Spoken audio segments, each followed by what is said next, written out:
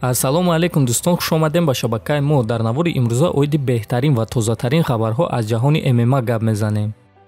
Чемпиони UFC дар вазни 57 килограмм Дэвисон Фигейредо гуфт ки реванши ӯ бар зидди довталаб Брендон Морено чӣ гуна мегзарад. Биён суханҳои чемпионро гӯш мекунем.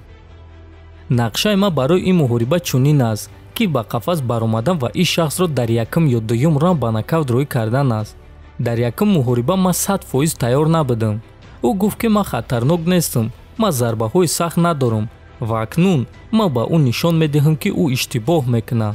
Ман барои омодагӣ 3 моҳ муҳлат доштам, а дар муҳорибаи аввал боша ман 20 рӯз муҳлат доштам. Акнун метавонед шубҳа надошта бошед ки ман дар формаи беҳтарини худ нестам. Ман дар беҳтарин формаи худ қарор дорам ва ин шахс дар муҳориба бар зидди ман ҳатто 2 раунд ҷангида наметавонад, гуфтааст Фигейредо.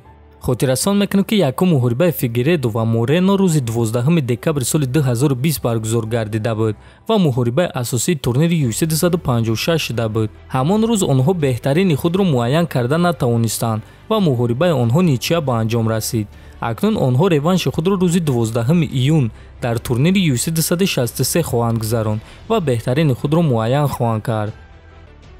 Актёри машҳури амрикоӣ Силвестр Сталлоне прогнози хича дар сеюм муҳорибаи Конор Макгрегор ва Дастин Порье дод. Биён суханҳои Рэмборо гӯш мекунем. Ин муҳорибаи беҳтарин аст. Фикр мекунем ки ғолиб шудан барои ҳар дуяшон осон намешавад. Дар ин ҷо бисёртар бояд аз тақдир умед кунӣ, чунки касе ки якум ба нишон мераса, ҳамон ғолиб мешавад. Аз як тараф мо дар ҳақиқат ҷавони гурусна Дастин Порье дорем. аз дигар тараф ҷанговаре ки аллакай маблағи зиёд кор кардааст. Не ки ба назар чунин мерасад ки Макгрегор ҳозир ҳам гурусна аст ва ҳаракат мекунад ки ғолиб шавад. Барои ҳамин рақибон имконияти баробар доранд.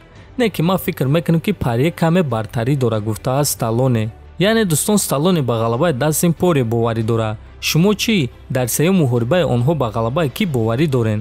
Хотиррасон мекунам ки сеюм муҳорибаи Конор ва Порье рӯзи 10 июл дар турнири UFC 264 баргузор мегардад ва муҳорибаи асосии турнир хоҳад шуд.